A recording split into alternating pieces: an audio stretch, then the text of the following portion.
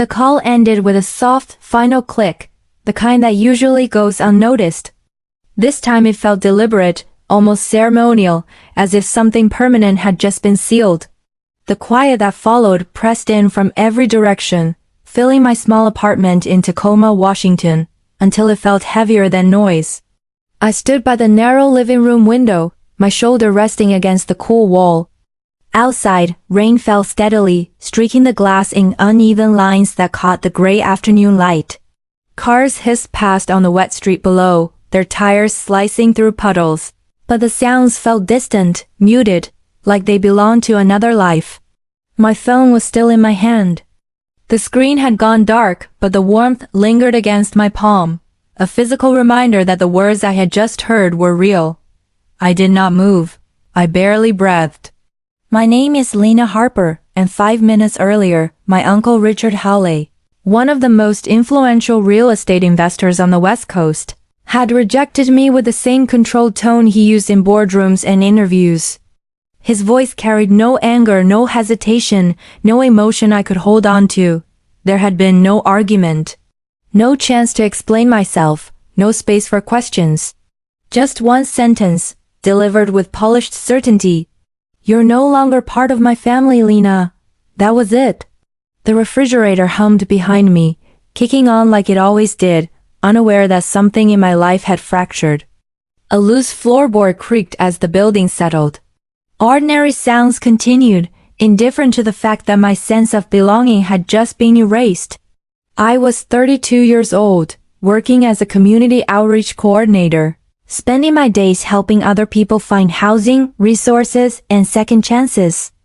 I lived paycheck to paycheck, counting groceries, postponing small comforts, telling myself stability would come eventually.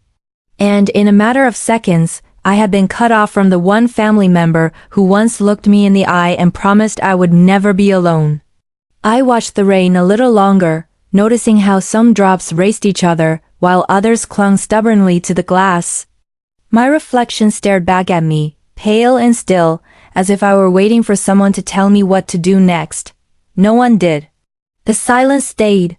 Growing up in Bellevue, my Uncle Richard existed on a different level than most adults I knew. People spoke his name with a kind of careful respect, the way they did about men whose decisions shaped skylines and neighborhoods. Local newspapers called him a visionary, a risk-taker who turned empty land into thriving developments. At school fundraisers and charity galas, parents leaned closer when he entered the room, lower in their voices as if success itself required silence. To the world, he was powerful. To me, he was personal. When my mom passed away, the house felt unbearably quiet, and the future felt unstable in ways I did not yet have words for. It was Uncle Richard who stepped in, without making it feel like charity. A check arrived in the mail before my first semester began, covering textbooks I could not afford. No lecture, no conditions. Just a note written in his precise handwriting, telling me to focus on my education and not to worry. At my college graduation, I spotted him before I found my seat. He sat in the front row, posture straight, suit perfectly pressed, eyes fixed on the stage. When my name was called, his applause cut through the crowd, louder and more determined than anyone else's. I remember smiling because of him, because in that moment, I felt seen. He lived in a glass and steel mansion overlooking Lake Washington, perched high enough that the water below reflected light into every room. The house always smelled faintly of lemon polish and fresh flowers, like effort and wealth combined. Sunlight bounced off clean surfaces, and every object seemed carefully chosen, placed to suggest control and permanence. I used to walk through those rooms believing nothing bad could exist there. I thought his world was flawless, structured, untouchable. Only now, standing alone with the echo of his voice still in my ears, did I begin to understand how fragile that perfection really was. If someone like him could erase me with a single sentence, then maybe his world had never been as solid as it looked. And maybe love, even in beautiful houses overlooking calm water, could disappear faster than I ever imagined. The weeks after the call unfolded slowly, each day heavier than the last. Nothing dramatic happened, yet everything changed. The rejection followed me everywhere, settling into ordinary moments and turning them uncomfortable and sharp. I texted my cousin Evan first. A simple message asking if we could talk. It showed as delivered, then stayed that way. Days passed. Then weeks. No reply. His silence felt intentional, like a door closed without a lock, one I was expected to understand without explanation. At charity events around Seattle, I felt the shift immediately.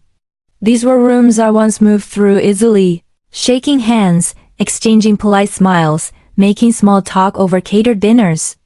Now conversation stopped when I approached. People looked past me or down at their glasses. A few nodded stiffly, their smiles thin and cautious, as if acknowledging me carried risk. No one asked how I was. No one asked what had happened. When I sent a handwritten card to my Aunt Marjorie, choosing my words carefully, hoping for some sign of warmth, it came back in the mail days later. Unopened, my own handwriting stared back at me, the envelope creased from its quiet rejection. I stood in the hallway of my apartment building holding it, feeling smaller than I had in years. It felt like being convicted of a crime without ever seeing the evidence, no accusations spoken out loud. No chance to defend myself. Just a collective decision that I no longer belonged. At night, I lay on my thrift store couch, the cushions uneven and worn thin from years of use. The apartment lights were off, except for the glow from a street lamp leaking through the blinds. Outside, distant traffic hummed, steady and indifferent. Inside, my thoughts would not slow down. I replayed every memory, examining them for hidden mistakes. Conversations I once thought were harmless now felt suspicious. Jokes I barely remembered took on new weight. I wondered if a look, a tone, or a moment of honesty had been misread. Over and over, the same questions surfaced, quiet and relentless. What did I do wrong? The room offered no answer. Only the slow ticking of the clock and the growing understanding that whatever I was being punished for, no one intended to explain it to me. The afternoon light slanted through my apartment window, catching dust in the air as I sorted through old cardboard boxes stacked against the wall. I had been putting it off for weeks, telling myself I was too busy, but really I was avoiding the memories packed inside. Receipts, notebooks, old sweaters folded without care. Pieces of a life that felt safer before everything fractured. At the bottom of one box, beneath a stack of papers, I found a photograph. The edges were slightly bent, the colors softened with age. It showed my Uncle Richard's San Francisco office on its opening night, all glass walls and modern lines, the city lights glowing behind us. I stood beside him, younger, smiling without effort. His hand rested on my shoulder, firm and familiar, a gesture that once made me feel protected. The moment came back all at once. That night had started polished and bright, full of handshakes and champagne flutes. I remembered the low hum of conversations, the quiet confidence in my uncle's voice as he moved through the room. But later, something shifted. I had felt it before I understood it, a tension in the air that made my skin prickle. I remembered stepping away from the crowd, hearing raised voices echo from behind a closed office door. The argument was sharp, urgent. I could not make out every word, but the emotion was unmistakable. Then a woman's voice broke through, unsteady and full of hurt. Someone was crying. I had stood there, frozen for a moment, my heart pounding, unsure whether to stay or leave. In the end, I chose the easy path. I grabbed my coat, slipped out quietly, and told myself it was none of my business. Adults had their conflicts. Wealthy families had private storms. I believed that distance was respect. Now, sitting on the floor with the photograph in my hands, that certainty crumbled. The memory felt different, heavier, the details sharpened instead of fading. I noticed how stiff his smile looked in the photo, how his eyes seemed distracted, how his grip on my shoulder had been tighter than usual. The past refused to stay buried. That night was not just an uncomfortable moment anymore. It was a fracture line, running quietly beneath everything that came after. And now that it had surfaced, it would not let me turn away again. The call came on a quiet weekday morning, the kind where the hours stretched thin and uneventful. My phone buzzed on the kitchen counter while I was rinsing a mug, and I almost ignored it, assuming it was another reminder or an unanswered number. When I saw the name Naomi Brooks on the screen, my hands went still. Naomi had been my uncle's executive assistant for years, efficient, invisible, kind of person who knew everything and said very little. Her voice sounded different than I remembered. Tight, uneasy. "I should not be doing this," she said the moment I answered. There was a pause long enough for me to hear her breathing. "But you deserve to know that what happened was not your fault." The words landed hard. I leaned against the counter, my pulse quickening, my mind racing ahead of what she might say next. We agreed to meet later that afternoon. The cafe near Pioneer Square was quiet, tucked between brick buildings worn smooth by time. The air smelled like dark coffee and old wood. A few people sat scattered at small tables, laptops open, voices low. Outside, footsteps echoed on the sidewalk, softened by the damp air. Naomi arrived early. She chose a table near the wall and kept her coat on, hands wrapped tightly around a paper cup. As I sat down, her eyes flicked toward the door, then back to me. She did that often, scanning the room as if expecting someone to walk in unannounced. She spoke in a lowered voice. "There was a security system installed in the house years ago," she said. "It was upgraded after a break-in scare. Most of the cameras were removed or replaced. But one was forgotten." She swallowed before continuing. "Your uncle forgot about it. So did everyone else." My heart pounded so hard I could feel it in my throat. The cafe sounds faded, replaced by the steady rush of blood in my ears. I leaned forward, my fingers gripping the edge of the table. "What did it record?" I asked. Naomi hesitated, her gaze dropping to her hands. And in that pause, I understood that whatever she was about to reveal would change more than just my uncle's opinion of me. Naomi reached into her bag slowly, her movements careful, almost deliberate. She glanced at the cafe door one last time before placing a small flash drive on the table between us. It looked ordinary, unmarked, the kind you could lose in a pocket without noticing. "I saved this before I quit," she said quietly. Her voice wavered despite her effort to keep it steady. I could not live with myself otherwise. She did not explain further. She did not need to. The weight of the moment sat heavily between us, thicker than the smell of coffee or the low murmur of other conversations. I wrapped my fingers around the flash drive, its cool surface grounding me in a way I did not expect. We parted without ceremony. At home, I did not bother turning on the lights. I sat on the floor of my living room, my back against the couch, laptop balanced on a stack of books because the coffee table was cluttered with unopened mail. My hands shook as I plugged in the flash drive. The fan of the laptop hummed softly as the file loaded, the screen reflecting my tense expression back at me. The footage opened to my uncle's study. I recognized it immediately. The dark wood shelves. The large desk positioned just off-center. The soft yellow-tone lighting that made everything look calm, even when it was not. A timestamp glowed in the corner of the screen. The date matched the night I left his San Francisco office opening early. The room was empty at first. Then the door swung open. My Aunt Marjorie stepped inside. She looked nothing like the composed woman I had known. Her hair was slightly undone, her posture rigid with emotion. Within seconds, her voice rose, sharp and unrestrained. She was crying, her words tumbling over each other in anger and desperation. She accused my uncle of favoring me, of trusting me too much. She said I was manipulating him, twisting his judgment for my own benefit.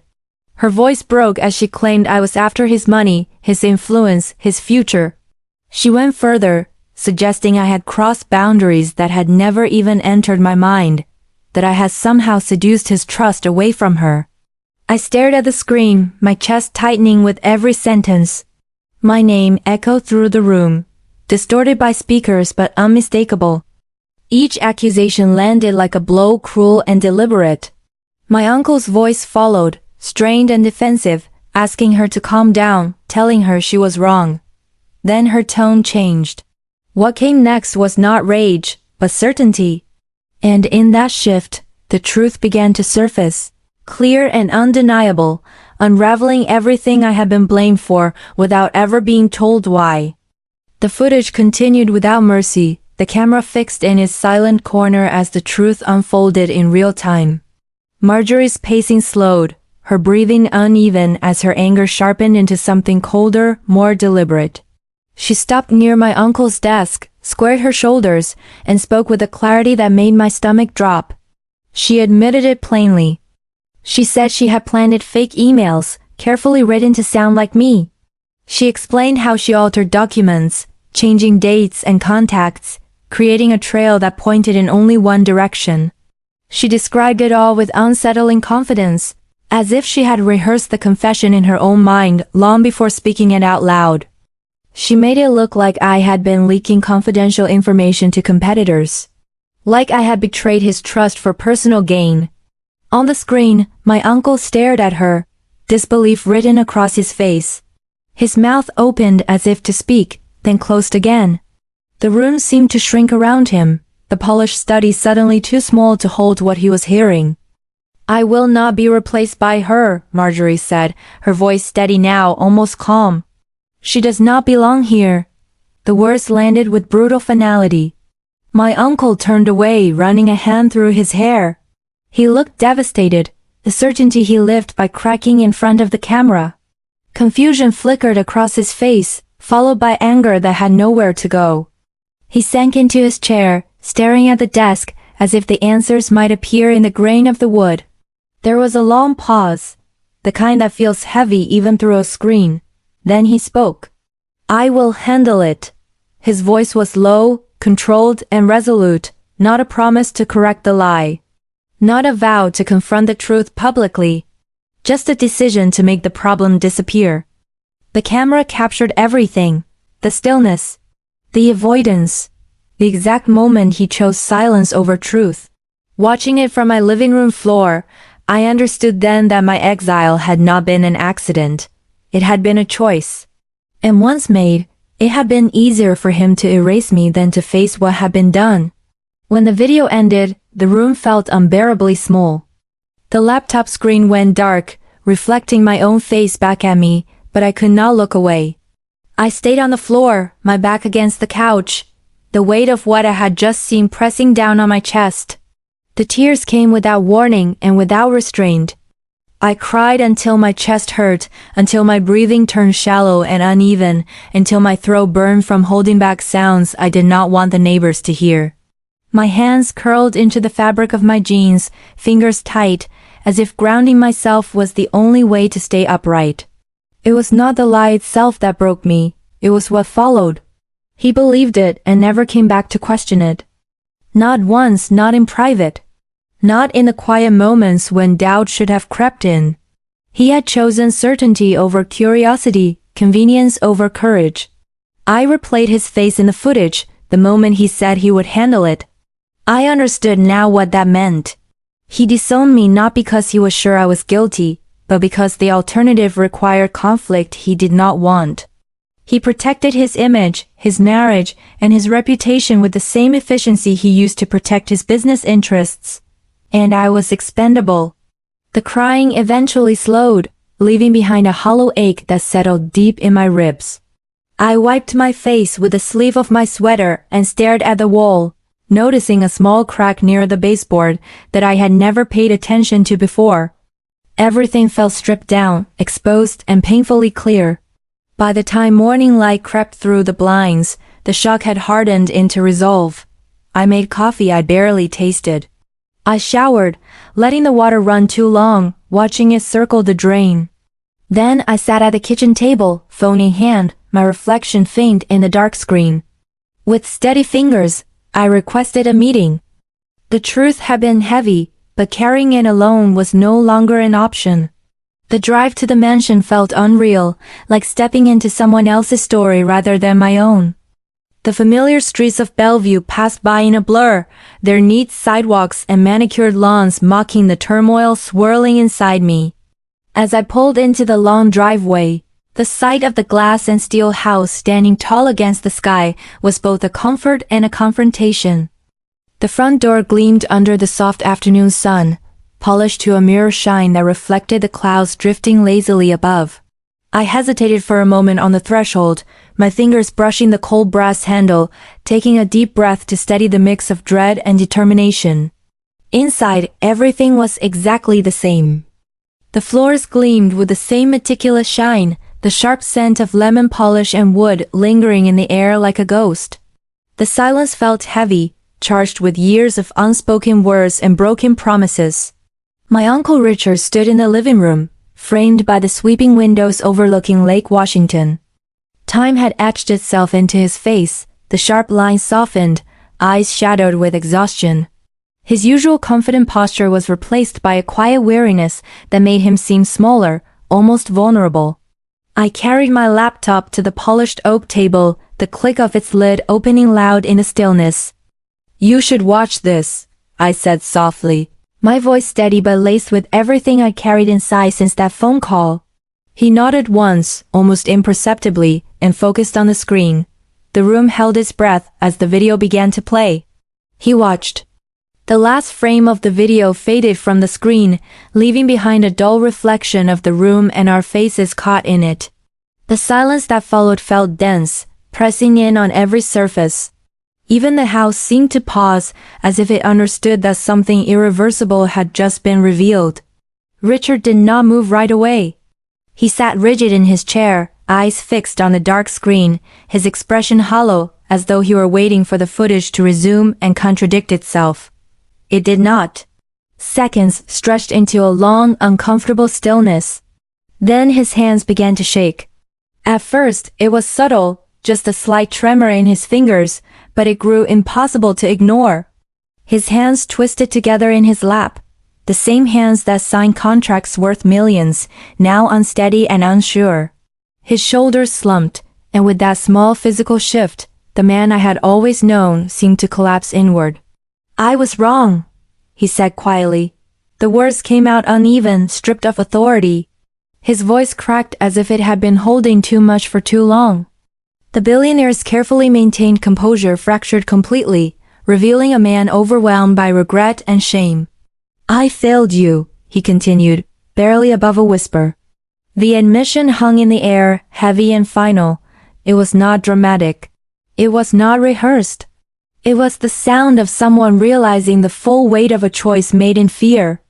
For the first time, I did not see him as the powerful figure whose name commanded rooms and headlines. I saw a man who had taken the easier path, who had chosen silence instead of truth, and who had let that choice destroy someone he claimed to care about. A cowardly decision that cost us both more than he had ever calculated. I inhaled slowly, grounding myself before I spoke. My chest felt tight, but my voice stayed steady. "I do not want your money," I said. "I wanted the truth." He looked up at me then, really looked at me, and I could see the understanding settle in his eyes. The room felt smaller, warmer, as if the walls themselves were holding on to our words. The distance between us, built over months of lies and unanswered questions, did not vanish, but it shifted. It softened. This moment was no longer about wealth, reputation, or pride. It was about honesty, fragile and overdue, and the quiet power it carried once it was finally spoken. After our conversation, Richard reached out again, this time more deliberately. His messages were measured, careful, clearly drafted with intention. He spoke of restitution, of public apologies that could be made quietly but effectively. He mentioned repairing my reputation, restoring my place in the family, reopening doors that had been closed without explanation. He said he wanted to make things right, to rebuild what had been lost. When the envelope arrived a few days later, it was heavier than it needed to be. Thick paper, legal language. Checks neatly placed inside, each one representing an attempt to undo the damage with numbers and signatures. I held it in my hands for a long moment, surprised by how little it moved me. Instead of relief, I felt clarity. I declined the money. It was not an act of anger or pride. It was a recognition of truth. No amount of compensation could return the months I spent doubting myself, questioning my worth, or carrying blame that was never mine. Money could not fill the silence where trust should have been, or erase the knowledge that I had been discarded when it was convenient. What I accepted instead was closure. Closure came from hearing the truth spoken out loud. From knowing that I had not imagined the betrayal. From choosing not to rebuild my life inside a system that had failed me so easily. It came from deciding that my future would not be negotiated or bought. Weeks later, the family shifted again. Richard announced his separation from Marjorie, not with scandal or public drama, but with the same controlled discretion that defined his life. Word traveled quietly through familiar circles. Invitations changed. Conversations adjusted. Marjorie moved out of the mansion without ceremony, her absence settling in slowly, like a presence finally lifting. The world did not stop. Traffic continued, offices opened, coffee shops filled. The city moved forward with its usual rhythm, indifferent to the private unraveling of a powerful family. And so did I. I stepped out of the shadow of betrayal and silence and into something steadier. A new chapter shaped by my own values, my own voice, and my own boundaries. For the first time, I was not reacting to someone else's choices. I was choosing myself. Months had passed since the chaos of that painful chapter began to settle, and the sharp edges of it no longer cut quite as deeply. On a clear morning in Spokane, I stood just inside the entrance of a newly opened community center, pausing to take it all in before stepping fully inside. The building smelled faintly of fresh paint and brewed coffee. The walls were dressed in soft, welcoming colors meant to calm rather than impress, and sunlight poured through tall windows, spreading warmth across the polished floor. The room was alive. Women filled the space in small clusters, greeting one another, adjusting name tags, straightening chairs. Some wore nervous smiles, others carried themselves with the quiet confidence of people who had survived things they never thought they would. Their faces told stories of hardship, endurance, and hard-won strength. Laughter rose in gentle bursts, unguarded and real, blending with the low hum of conversation. I recognized many of them. These were the women I had worked beside, listened to, advocated for. Women who had arrived carrying fear, shame, or exhaustion, and who now stood taller than they once believed possible. Some caught my eye and smiled, their expressions filled with gratitude that felt mutual rather than owed. Tables were decorated with simple flowers. A ribbon waited to be cut. Nothing extravagant, everything intentional. The air buzzed with quiet celebration, not loud or showy, but deeply felt. There was a sense of purpose here, a shared understanding that this place was more than a building. It was a beginning. As I moved through the room, greeting familiar faces, I felt something shift inside me. A connection rooted not in obligation or blood, but in care, trust, and shared resilience. This was family redefined. Built through effort, sustained by integrity, chosen, not assigned. I was no longer defined by rejection or betrayal. The past still lived within me, shaped me, informed me, but it no longer held authority over who I was becoming. It had lost its power to dictate my worth. Truth, like water beneath ice, had risen in its own time, patient, inevitable, clearing what had once been frozen in place. Standing there, surrounded by women who had rebuilt their lives piece by piece, I felt something settle into place inside me. A calm certainty, a lightness I had forgotten was possible. For the first time in years, I was not bracing myself for loss or disappointment. I felt free. Our conversations now arrive without urgency or expectation. Sometimes it is a short phone call in the early evening, sometimes a brief visit, carefully timed and unhurried. I still speak to my Uncle Richard, but everything about the relationship has changed. There are no demands, no assumptions, no unspoken debts. This time, the boundaries are mine, clearly drawn and quietly respected. The balance of power no longer leans in his direction. I do not shrink when he speaks, and I do not rush to fill silences. I listen, I respond when I choose to, and I protect my heart with a steadiness shaped by both pain and healing. What we share now is tentative, honest, and fragile, but it is real. Trust, once broken, does not return all at once. It rebuilds slowly, like a fragile seed pushing through cracked earth, testing the light, uncertain but persistent. It requires patience and intention. It requires attention to small moments, to consistency rather than grand gestures. Every word exchanged matters. Every pause carries meaning. Silence is no longer empty, but measured. Through all of this, I have learned something that reshaped my understanding of family. It is not defined by wealth, by last names etched into buildings, or even by years of shared history. True family is built on integrity, on honesty, on the willingness to face uncomfortable truths instead of hiding from them. Sometimes the truth does not arrive loudly. It waits quietly, watching from the shadows, patient and unyielding. It waits until you are strong enough to see it clearly, until you are ready to accept it without fear. And when that moment comes, it does not punish. It frees. In this quiet victory, I found more than forgiveness. I found self-respect. I found boundaries. I found a deeper understanding of belonging that does not require approval or permission. I learned that peace does not always announce itself. Sometimes, it simply settles in.